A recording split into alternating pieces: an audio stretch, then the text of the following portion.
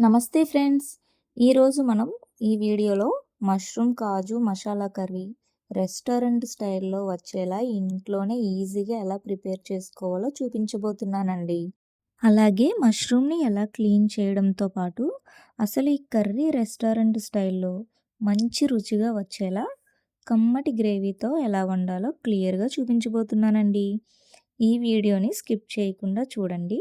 మరి ఇంకెందుకు late, curry preparation చూసేద్దాం రండి. ఇలా ఫ్రెష్‌గా ఉండే మష్రూమ్‌ని మాత్రమే తీసుకోవాలండి. కర్రీ చాలా బాగుంటుంది. నేను రైతు మార్కెట్‌లో తీసుకున్నానండి. వాటర్‌లో వేసుకుని ఫస్ట్ ఒకసారైతే వాష్ చేసి పెట్టుకోవాలండి. మళ్ళీ ఫ్రెష్ వాటర్ తీసుకుని వాటర్‌లో వేసుకోవాలండి. నేను చూపిస్తున్న విధంగా పైన ఉండే లేయర్ మొత్తం తీసుకుని క్లీన్ చేసుకోవాలండి.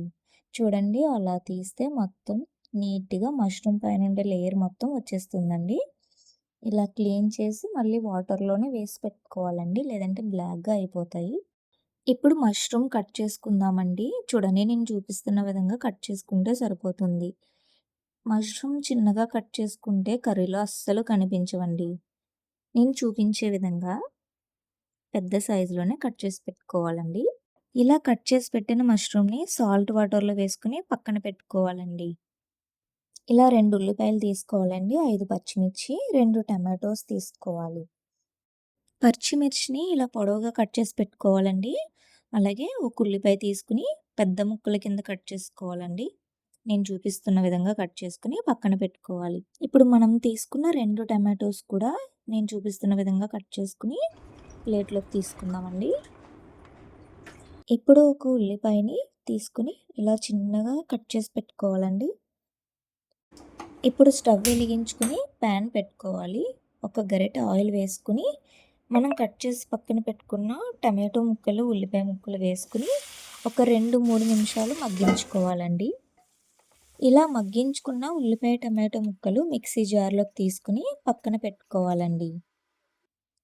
ఇందులో ఒక చిన్న అల్లం ముక్క వేసుకోవాలండి, 5-6 వెల్లుల్లి రెబ్బలు, ఒక 10 జీడిపప్పు పలుకులు వేసుకుని ఇవన్నిటిని మెత్తగా పేస్ట్‌లా గ్రైండ్ చేసి పెట్టుకోవాలండి. చాలా మెత్తగా ఉండాలండి ఈ పేస్ట్ అనేది. చూడండి, నేను చూపిస్తున్న విధంగా గ్రైండ్ చేసి పెట్టుకోవాలి. ఇప్పుడు స్టవ్ వెలిగించుకుని ఒక 2 గరిటెల ఆయిల్ వేసుకోవాలండి. ఆయిల్ హీట్ అయిన తర్వాత మనం ఇందాక కట్ చేసి పెట్టుకున్న మష్రూమ్ వేసుకుని ఒక 2 నిమిషాలు ఫ్రై చేసుకోవాలండి. చూడండి ఫ్రెండ్స్, మష్రూమ్‌ని 2 నిమిషాలు మాత్రమే ఫ్రై చేసుకోండి, ఎక్కువ ఫ్రై చేసుకోకూడదు. వేయించుకున్న మష్రూమ్‌ని ఒక ప్లేట్లోకి తీసుకుని పక్కన పెట్టుకోవాలండి. ఇప్పుడు అదే ప్యాన్లో జీడిపప్పు వేసుకుని మంచి గోల్డెన్ కలర్ వచ్చేంత వరకు ఫ్రై చేసుకుని వీటిని కూడా తీసుకుని పక్కన పెట్టుకోవాలండి. నెక్స్ట్ అదే ప్యాన్లో మనం కట్ చేసి పెట్టుకున్న ఆనియన్స్ వేసుకుని వీటిని కూడా మంచి గోల్డెన్ కలర్ వచ్చేంత వరకు బాగా ఫ్రై చేసుకోవాలండి. ఇలా ఫ్రై అయిన ఆనియన్స్లో మనం ఇందాక గ్రైండ్ చేసి పెట్టుకున్న పేస్ట్ మొత్తం వేసుకోవాలండి.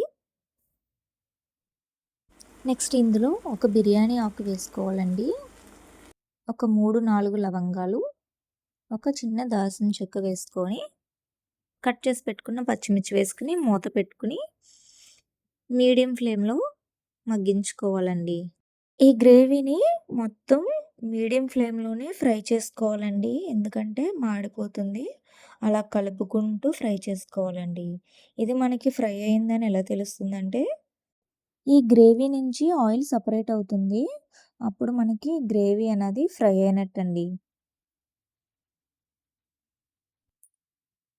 ఇప్పుడు ఇందులోకి మనం 1/2 టేబుల్ స్పూన్ పసుపు, 1 టేబుల్ స్పూన్ కారం, 1 టేబుల్ స్పూన్ ఉప్పు వేసుకోవాలండి. ఇవి వేసుకున్నవన్నీ బాగా మిక్స్ అయ్యేలా కలుపుకుని ఒక్క నిమిషం అలా ఆయిల్ సపరేట్ అయ్యేలా ఫ్రై చేసుకోవాలండి. ఇందులోకి ఇప్పుడు మనం ఇందాక ఫ్రై చేసి పక్కన పెట్టుకున్న మష్రూమ్ వేసుకుని ఒకసారి బాగా కలుపుకోవాలండి.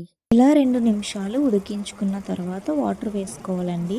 ఇలా చేయడం వల్ల మష్రూమ్కి అన్ని ఫ్లేవర్స్ పట్టి చాలా టేస్ట్గా ఉంటుందండి కర్రీ. కర్రీకి సరిపడగా వాటర్ వేసుకుని అన్నీ కలిసేలాగా ఒకసారి కలుపుకుని స్టవ్ని మీడియం ఫ్లేమ్లో పెట్టుకుని మాత్రమే ఉడికించుకోవాలండి. ఇలా ఒక 10 నిమిషాలు ఉడికించుకుందాం. ఇప్పుడు మూత తీసి వేయించుకున్న జీలకర్ర, ధనియాలు 1/2 టేబుల్ స్పూన్ పౌడర్ వేసుకోవాలండి. ఒక 1/2 table spoon garam masala powder వేసుకుని ఇవన్నీ కలిసేలాగా మళ్ళీ ఒకసారి కలుపుకోవాలండి. ఇప్పుడు మూత పెట్టి ఒక 2 నిమిషాలు ఉడికించుకోవాలండి. ఇలా చేయడం వల్ల మనం వేసిన మసాలాలన్నీ కర్రీకి పట్టి మంచి ఫ్లేవర్ వస్తుందండి. చూస్తుంటేనే నోరు ఊరుతుంది కదండీ! ఇప్పుడు మనం వేయించుకున్న జీడిపప్పు వేసుకొని లాస్ట్‌గా మనం సన్నగా కట్ చేసుకున్న కొత్తిమీర కూడా వేసుకోవాలండి. అంతేనండి. ఎంతో రుచిగా ఉండే మన మష్రూమ్ కర్రీ రెడీ అయిపోయిందండి. ఇప్పుడు స్టవ్ ఆఫ్ చేసుకొని సర్వ్ చేసుకుందామండి. ఈ కర్రీని మనం అన్నం, పులావ్, బిర్యానీ, చపాతీ, రోటీలోకి కూడా చాలా చాలా బాగుంటుందండి. ఇవన్నిటికి పర్ఫెక్ట్ కాంబినేషన్ అండి ఈ కర్రీ. మీరు కూడా ట్రై చేసి ఎలా ఉందో కామెంట్ సెక్షన్‌లో షేర్ చేయడం మాత్రం మర్చిపోకండి. Thanks for watching.